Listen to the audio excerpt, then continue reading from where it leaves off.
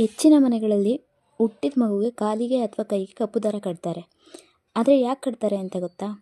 ಇದು ಕೇವಲ ನಂಬಿಕೆನಾ ಅಥವಾ ಇದರ ಹಿಂದೆ ಯಾವುದಾದ್ರೂ ಸೈಂಟಿಫಿಕ್ ರೀಸನ್ ಇದೆಯಾ? ನಮಸ್ಕಾರ ಎಲ್ರಿಗೂ. ಇವತ್ತಿನ ವಿಡಿಯೋದಲ್ಲಿ ನಾವು ನೋಡೋದು ಮಗುವಿಗೆ ಕಪ್ಪು ದಾರ ಯಾಕೆ ಕಟ್ತಾರೆ, ಇದರ ನಿಜವಾದ ಕಾರಣ ಏನು.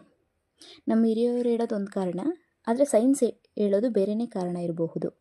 ಏನು ಅಂತ ನೋಡೋಣ. ಮೊದಲನೇ ರೀಸನ್ನು ದೃಷ್ಟಿ ತಪ್ಪಿಸಲು. ಅಂದರೆ ಇದು ಟ್ರೆಡಿಷನಲ್ ಬಿಲೀಫು. ನಮ್ಮ ಭಾರತದಲ್ಲಿ ಹೆಚ್ಚು ಜನರು ನಂಬೋದೇನೆಂದರೆ, ಮಗು ತುಂಬ ಸುಂದರವಾಗಿದ್ದರೆ ಅದಕ್ಕೆ ಕೆಟ್ಟ ದೃಷ್ಟಿ ಬೀಳಬಾರ್ದು ಅಂತ ಅಂದ್ಬಿಟ್ಟು ಕಟ್ತಾರೆ. ಆದ್ದರಿಂದ ಮಗುವಿಗೆ ಕಪ್ಪು ದಾರ ಕಟ್ಟಿದ್ರೆ ಆ ದೃಷ್ಟಿ ತಾಕಲ್ಲ ಅಂತ ಹಿರಿಯರು ಹೇಳ್ತಾರೆ. ರೀಸನ್ ನಂಬರ್ 2 ಅಂದರೆ ಸೈಂಟಿಫಿಕ್ ವ್ಯೂಯಿಂದ ಏನಪ್ಪ ಅಂದರೆ, ಸೈನ್ಸ್ ಪ್ರಕಾರ ಕಪ್ಪು ದಾರ ಕಟ್ಟಿದ್ರೆ ದೃಷ್ಟಿ ತಪ್ಪುತ್ತೆ ಎಂಬ ಸೈಂಟಿಫಿಕ್ ಪ್ರೂಫ್ ಏನಿಲ್ಲ. ಆದರೆ ಕೆಲವು ಪ್ರಾಕ್ಟಿಕಲ್ ರೀಸನ್ಸ್ ಇವೆ. ಕಪ್ಪು ಬಣ್ಣ ಜನರನ್ನು ಆಕರ್ಷಿತಗೊಳಿಸುತ್ತೆ, ಜನರ ಗಮನ ಸೆಳೆಯುತ್ತೆ. ಆದ್ದರಿಂದ ಜನರು ಮಗುವನ್ನು ನೋಡಿದಾಗ ಮಗುವಿನ ಮುಖಕ್ಕಿಂತ ಕಪ್ಪು ದಾರಕ್ಕೆ ಗಮನ ಕೊಡ್ಬೋದು, ಅದ್ರ ಮೇಲೆ ಗಮನ ಹೋಗುತ್ತೆ ಅನ್ನೋ ಒಂದು ರೀಸನ್ನು.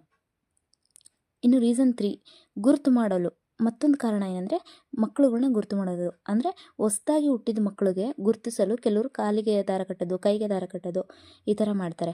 ಹಳೆಯ ಕಾಲದಲ್ಲಿ ಏನಾಗ್ತಿತ್ತಪ್ಪ ಅಂತಂದರೆ, ಆಸ್ಪತ್ರೆಗಳಲ್ಲಿ ಅಥವಾ ಕುಟುಂಬದಲ್ಲಿ ಮಕ್ಕಳು ಜಾಸ್ತಿ ಇರ್ತಾರೆ, ಆಸ್ಪತ್ರೆಯಲ್ಲಿ ಹುಟ್ಟಿದ ಮಕ್ಕಳು ಯಾವುದು ಅಂತ ಕಂಡುಹಿಡಿಯೋದಕ್ಕೆ ಅಂತಂದ್ಬಿಟ್ಟು ಗುರುತು ಮಾಡ್ಕೊಳ್ಳೋದಕ್ಕೋಸ್ಕರ ಸಹಾಯ ಆಗ್ತಿತ್ತು ಅಂದ್ಬಿಟ್ಟು ಕಪ್ಪು ದಾರ ಕಟ್ತಾಯಿದ್ರು. Parents should know. ಮಗುವಿಗೆ ದಾರ ಕಟ್ಟುವಾಗ ಕೆಲವು ಜಾಗ್ರತೆಯನ್ನು ವಹಿಸಲೇಬೇಕು. ತುಂಬ ಬಿಗಿಯಾಗಿ ಕಟ್ಟಬಾರ್ದು, ಬೇಬಿ ಸ್ಕಿನ್ಗೆ ರಬ್ ಆಗಬಾರ್ದು, ಇನ್ಫೆಕ್ಷನ್ ಆಗದಂತೆ ಕ್ಲೀನಾಗಿರಲಿ.